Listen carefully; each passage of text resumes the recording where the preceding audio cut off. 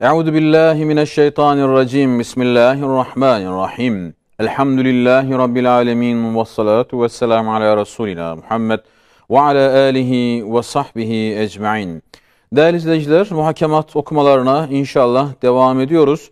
Muhakemat malumunuz olduğu üzere Bediüzzaman Hazretleri'nin ilk dönem eserlerinden ve o ilk dönem eserleri içerisinde bir usul kitabı diyebileceğimiz, hatta tefsir usulü diyebileceğimiz ve kendisinin de Reçetetül Ulema dediği, yani alimlere bir reçete olarak kaleme aldığı bir eser. Ağır bir eser tabii. Fakat ne kadar anlayabilirsek çalışıyoruz sonuçta. Evet, Kur'an-ı Kerim'in zahirine takılmak veya sadece ayet-i kerimelerin ilk okunduğunda akla gelen manalarıyla yetinmek, onun derinine inmemek, Kur'an-ı Kerim'den o zevki, o lezzeti almamak demektir. Üstad bunun üzerinde çok duruyor. Tabii sadece lezzet ve zevk değil, belagatın incelikleri Kur'an-ı Kerim'e tatbik edilmediğinde, yani bu ayet-i kerimede istiare var, kinaye var, mecaz-ı mürsel var ve diğer bir takım belagatın incelikleri var denmediğinde o ayet-i kerimede yeteri kadar anlaşılmamış olacaktır diyor. Bunun üzerinde çokça duruyor ki geçenki bölümde okumaya başladığımız o iki ayet-i kerimenin belagat yönü üzerinde, o mucizevi belagatı üzerinde duruyordu ki o iki ayet-i kerimeyi tekrar hatırlayalım. Şöyle dediğim: ve yunezzilu mines semai min cibalin fiha min beradin ve şemsu tecri li müstakarrin. Evet, şu iki ayet gayet şayanı dikkattirler demiştim. Mealen birinci ayette ne diyor? Gökteki dağ gibi bulutlardan Allah dolu taneleri indirir. İkinci ayet-i kerimede de güneşte tayin edilmiş bir yörüngede akıp gider. Evet, bu iki ayet-i kerimedeki mesela belagatın inceliklerine dikkat çekerken kendisi de sanatlı anlatmıştı, beli bir şekilde anlatmıştı. Evvelki ayet kavarira min fiddatin naziresidir. O da onun gibi bir istiareyi bediayı tazammun eylemiştir. Şöyle ki, cennetin evanileri şişe olmadığı gibi gümüş dahi değildir. Evet, evvelki ayet dedi o dağ gibi bulutlardan, o gökteki dağ gibi bulutlardan su indirir. O ayet diyor neyin benzeridir? Hangi ayetin benzeridir? Onlar gümüş beyazlığında, büllür berraklığında kaplardır. Yani cennetliklerin cennette bir şekilde gördüğü, onlara sunulan kaplar kavarir diyor. Kavarir parlak, berrak demek. Fidda nedir? Gümüş. Gümüşten parlak, gümüşten berrak şeyler. Normalde burada bir istiare-i bedia, ki istiare-i bedia nedir? Geçenki bölümde üzerinde durmuştuk. İstiare neydi? Açık istiare, kapalı istiare, temsili istiare veya yaygın istiare veya üstadın bedi'i istiare. Yani istiare bedia dediği şey çok kapsamlı benzetme demek. Yani tek yönlü benzetme değil, çok yönlü benzetme. İşte bu ayet-i kerimede nasıl ki çok yönlü bir benzetme var. Şöyle ki dedi, cennetin evanileri yani kapları şişe olmadığı gibi gümüş dahi değildir. Ama burada o kapların parlaklığı gümüşe benzetilmiş. Çünkü parlak şey deyince ilk akla gelen şeylerden biri gümüşün parlaklığıdır. Belki şişenin gümüşe olan mübayeneti bir istiare-i bedianın karinesidir. Yani şişe ile gümüş diyor birbirinden çok ayrı şeylerdir, birbirinden zıt şeylerdir. Ama ayet-i kerimede kavarir dedi. Yani şişe gibi o şeffaf, berrak camlardan ve gümüşten gibi ikisini bir arada söyledi. Burada diyor istiare-i bedianın karinesi, yani o muazzam benzetmenin belki de ipucu, belki de delili o aralarındaki zıtlıktır diyor ki ya neden şişe gümüşe benzetilir? İşte aradaki benzerlikleri kişi onun farklılığını düşünerek, zıtlığını düşünerek bulacak ki işte dağ gibi bulutların gökyüzünde olması. Yani normalde dağlar gökyüzünde yani çıkmaz, gökyüzünde değildir. Ama orada bir zıtlık gözüküyor. O zıtlık diyor aslında bir sanattır. Dolayısıyla o zıtlık kullanılarak bir benzetme yapılınca daha benzetmenin işte kalitesi, benzetmenin derinliği daha da artıyor diyor. Demek şişe şeffafiyetiyle fidda dahi beyaz ve parlaklık hasebiyle güya cennetin kadehlerini tasvir etmek için iki numunedirler ki Sani Rahman bu aleme göndermiş. Evet, cennetteki parlaklığı yani o kapların parlaklığını veya şeffaflığını diyor işte kullandığınız o parlak cisimlerle işte gümüşle veya şişeyle yani camla anlayın diye diyor Allahu Teala onları insanoğlunun istifadesine vermiştir diyor. Ta nefis ve mallarıyla cennete müşteri olanların ragabatını, tehyic ve iştihalarını açsın. Ta ki işte cennete müşteri olmak yani cenneti istemek. Cenneti isteyenlerin rağbat ne? Rağbetlerini, arzularını tehyic yani heyecana getirsin, coştursun. İştihalarını açsın, iştahlarını açsın. Neyle? Nefis ve mallarına yani Allah yolundan mallarıyla, canlarıyla işte cihad edenler, çalışanlar, çabalayanlar işte o parlak şeylerde, dünyadaki parlak şeylerde cenneti hatırlasınlar gibi. Aynen bunun gibi min cibalin fiha min beradin bir istiare-i bedia ondan takattur ediyor. Evet bu ayet-i kerimeden öyle işte eşsiz bir benzetme diyor damlıyor, takattur ediyor, damlıyor. Gökteki dağ gibi bulutlardan Allah dolu tanelerini indirir. Şehit Seyyid Kutup tefsirinde diyor ki bu ayet-i kerimenin tefsirinde Nur suresinin 43. ayet-i kerimesi uçakla diyor gökyüzüne işte çıkan kimse yani uçakla uçan kimse ki herhalde artık bunu neredeyse görmeyen kalmadı diyebiliriz. Gökyüzünde diyor bulutları gördüğünde sanki onları dağ şeklinde görür. Yani o bulutlar dağ gibi gözükür. Yani aslında bu ayet-i kerimenin anlaşılması bugün biraz daha kolay hale gelmiştir. Çünkü geçmişteki insanlar bulutlar gökyüzünde nasıl dağ gibi böyle sıra dağlar gibi olur bunu belki bizzat gözleriyle göremezlerdi ama şimdi biz görebiliyoruz. O bulutların üzerine çıkınca sanki geniş böyle yaygın bir dağ kümeleri halinde gözüküyor. O istiarenin zemini ise zemin ve asuman mabeyninde hükmü hayal ile tasavvur olunan müsabakat ve rekabetin tahayyülü üzerine müessestir. O istiarenin zemini yani o benzetmenin üzerinde gerçekleştiği işte konu, malzeme, zemin, yer ve asuman, asuman ne? Gökyüzü, yer ve gök arasında oluyor olay. İşte bulutlar nerede? Yerle gök arasında. Mabeyn neydi? Arasında demek. Hükmü hayal ile, işte hayalin hükmüyle, hayal ederek tasavvur olunan, aynı şey, o da hayal etmek.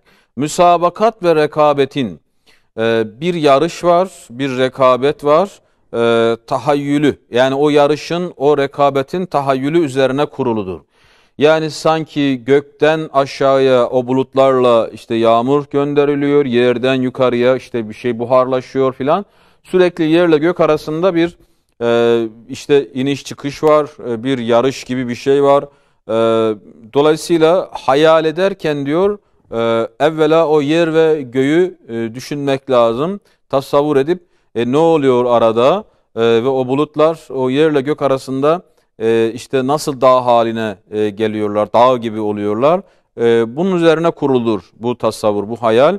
Mezraası şöyledir ki, zemin kar ve beret ile tezemmül veya taammüm eden dağlarıyla ve rengarenk besatiniyle süslendiği gibi. Bakın üstadın hayal dünyası çok daha geniş. Üstadın tefekkür alemi çok daha geniş ki bunu Risale-i Nur'un her yerinde görmek mümkün. Biz işte varlığa, Allahu Teala'nın yarattığı şeye baktığımızda ondan belki bir tane ders çıkarırken, iki tane ders çıkarırken Üstad ondan çok daha fazla ibret çıkarıyor. Mezraası, yani bu hayalin diyor tarlası, hani zemin dedi az önce. Şimdi de o tarlası, o ekildiği yer şöyledir diyor. Zemin, kar ve beret ile. Beret neydi? Dolu. Yağmur, soğuk şeyler. Kar ve dolu ile tezemmül ederken. Tezemmül ne? Hani ya eyyuhel müzzemmil demişti ya, örtünen hani. Örtünme ile, kar ile örtündüğü zaman yeryüzü, işte dolu ile örtüldüğü zaman veya taammüm eden dağlarıyla. Şimdi bakın burada da Üstad istiare yapıyor. Kendisi de müthiş istiareler yapıyor. Taammüm nedir? Sarık sarmak. Yani işte kişinin beyaz sarığını kafasına sarması. Dağların da üzerine kar yağınca sanki dağlar başlarına böyle sarık sarmış gibi oluyorlar ya. Üstad diyor ki işte sarık saran dağlarıyla, yani o karlı dağlarıyla ve rengarenk besatiniyle, besatin bostanlar, yani bahçeleriyle süslendiği gibi. Evet, şu yeryüzü işte karla veya işte o rengarenk bahçelerle süslendiği gibi, güya ona rekabeten ve inaden asuman dahi cibal ve besatini andıran, rengarenk ile teşekkül eden ve dağlara nazireler yapmak için parça parça dağılan bulutlarıyla sarılıp cilveger oluyor. Yani yeryüzü nasıl ki böyle işte beyaz karla örtünüyor, işte değişik renklere bürünüyor. Aynı şekilde gökyüzü de diyor sanki yere rekabet ediyor, yerle yarışıyor. O da diyor ki al sana, benim de dağlarım var. Hani bulutlardan sanki böyle dağlarla veya işte değişik renkte, mesela güneşin farklı yansımalarıyla işte o farklı renkte bulutları, bahçeleri andıran o renklerle dağlara nazireler yapıyor, yani benzetme yapıyor. Parça parça dağılan işte o bulutlarıyla sarılıp cilveger oluyor. Öyle böyle bir yansıma yapıyor. O dağ gibi parça parça bulutlar, sefineler veyahut dağlar veyahut develer veyahut bostan ve derelerdir denilse teşbihte hata edilmemiş olur. Evet, o gökyüzündeki o bulutları diyor, yani yeryüzündeki hani develerin kervanlarına, efendim o gemilere, işte dağlara, o renkli bir takım bahçelere filan benzetebiliriz diyor. Değişik değişik böyle şekiller var. O cevdeki seyyarelerin çobanı rahattır. Rahattır. Kamçı gibi berkini başları üzerine silkeleyip dolaştırıyor. Ve sanki diyor gökyüzünde bir çoban, işte nedir o? Gök gürültüsü.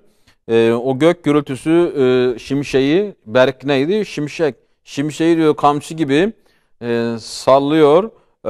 Ve o seyyareler, seyyare dediği burada gezegen değil, hani nedir? Bulutlar. Hani bulutlar da hareket halinde ya. O bulutları diyor sanki elindeki kamçıyla, o kamçı dediği ne? İşte gökteki o şimşek. Şimşekle ne yapıyor? Sürüyor. Aslında dedik ya, Üstad burada müthiş istiareler yapıyor ki ayet-i kerimelerde de okuyoruz bunu. Allahü Teala bulutları hani dilediği yere rahmetiyle sürükler, sevk eder şeklinde ve sanki işte o gök gürültüsü diyor orada çoban gibidir. O musahhar sabihalar ise o bahri muhiti havaide seyri cereyan etmekle mahşere tesadüf etmiş dağları andırırlar. Evet, musahhar neydi? İşte emre amade demek. Emre boyun eğdirilmiş. Sabihalar o gemiler, yüzen bulutlar yani. Şimdi sabiha yüzen demek. Yüzen bulutlar o bahri muhit havai, bahri muhit havai o geniş hava okyanusu. Yani tepede sanki böyle mavi renkte zaten. Gökyüzü bir okyanus gibi. Orada sanki o bulutlar o okyanusta ne yapıyorlar? Yüzüyorlar. Yüzüyorlar gibi. Mahşere tesadüf etmiş dağları andırırlar. Evet, o kalabalık bir şekilde sanki yüzen dağlar gibi. Güya sema su buharının zerratını rahat ile silah başına davet ettiği gibi rahat olun emriyle herkes yerine gider, gizlenir. Evet, su buharının zerratını, zerrat ne? İşte moleküller, atomlar, hani buharın içindeki işte o suyu oluşturan elementler. Evet, işte o su buharının maddelerini, moleküllerini rahat ile, yani gök gürültüsüyle silah başına davet ediyor. İşte ey sunun molekülleri, ey hidrojen, oksijen filan, haydi görev başına, haydi iş başına diyerek ne yapıyor? Gök gürültüsü onları çağırıyor. Gök gürültüsü sanki o buludun, işte sunun parçalarını görev başına çağırıyor. Sonra rahat emrini veriyor. Askerdeki rahat gibi, hani hazır ol, rahat gibi emrediyor ve herkes yerine gider, gizlenir. Evet, çok defa bulut dağın libasını giydiği gibi heykeliyle teşekkül etmekle beraber beret ve karın beyazıyla televvün ve rutubet ve burudetiyle tekeyyüf eder. Evet, çok defa diyor bulutlar dağın elbisesini giyer. Yani dağların şekline bürünür. Bakın, heykeliyle teşekkül eder. Dağların şekli gibi gözüküyor. Renklerine bürünür. Dağların renkleri de bulutların rengine benziyor. Evet, beret ve karın beyazıyla, ki dağlarda diyor işte kar ve dolu dağların üstüne yağdığı zaman dağlarda bembeyaz oluyor. Aynı bulutlar da bembeyaz oluyor. Onun işte rengiyle renkleniyor ve rutubet ve burudetiyle, yani dağlar nasıl ki işte yüksek olduğu için soğuktur, nemlidir, bir şekilde oralarda akarsular falan vardır. Bulutlar da aynı şekilde soğuktur ve ıslaktır. Sanki orada tekeyyüf eder, o soğukluğuyla serinler diyor. Öyleyse bulut ve dağ komşu, arkadaştırlar. Birbirine levazımatını ariye vermeye mecburdurlar.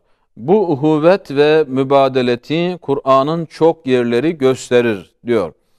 Evet, levazımat neydi? Lazım olan şeyler. Yani işte gerekli olan şeyler. Ariye ne? Ariye'de ödünç vermek. Hani zaten istiarenin kökü de ariye. Hani benzetmeyi ödünç olarak kullanıyoruz dedik ya geçenki bölümde. Evet, dağlar ve bulutlar sanki birbirlerine bir şeyler ödünç veriyorlar. Dağlar diyor ki al sana su buharı. Bulut da diyor ki al sana su. Sen buharı ver, ben sana suyu vereceğim. Yani yağmuru vereceğim, karı vereceğim, doluyu vereceğim gibi. Evet, bunlar diyor birbirlerine bu şekilde sanki ödünç vermeye mecburdurlar, alışverişe mecburdurlar.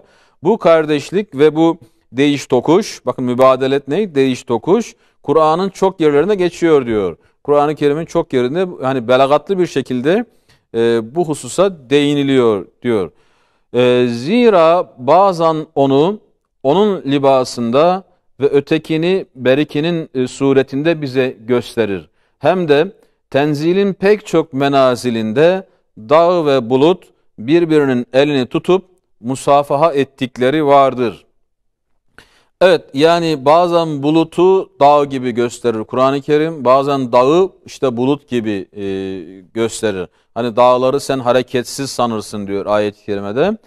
Fakat işte biz onların ne yapıyoruz? İşte bakın, Kur'an-ı Kerim'de böyle benzetmelerle Allahü Teala bize sadece bir hakikati doğrudan anlatmıyor. Aynı zamanda o hakikati okurken, dinlerken bir zevk de almamızı, yani ruhumuzun, aklımızın, kalbimizin zevk de almasını murad ediyor Allah-u Alem.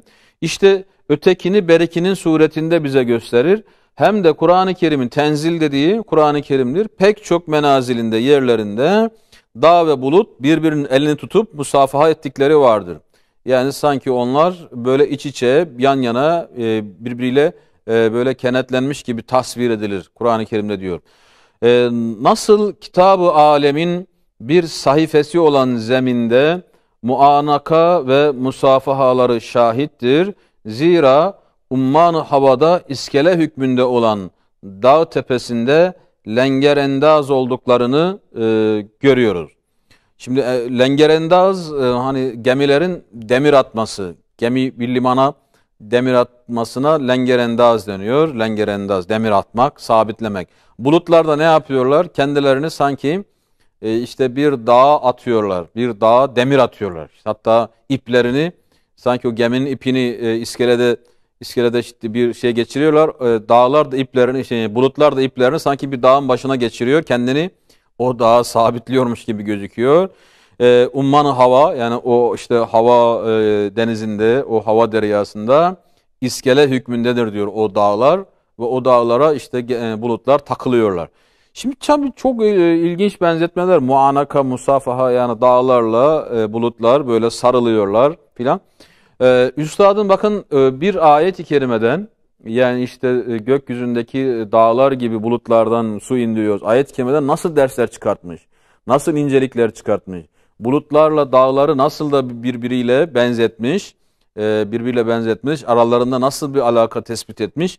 İşte diyor Kur'an-ı Kerim'i okurken ey alim diyor, ey okuyan kişi, sadece manasını okuyup da geçme. Yani sadece meali veya sadece şu kadarlık tefsiri de deme. Üzerinde biraz da böyle düşün diyor. Böyle incelikler bulacaksın diyor. Diğer ayeti kerimeye geçecek. Biz de oradan takip edelim istiyoruz. İnşallah gelecek bölümde buluşmak dileğiyle hepinize Allah'a emanet ediyoruz. Esselamu Aleyküm ve Rahmetullahi ve Berekatuhu.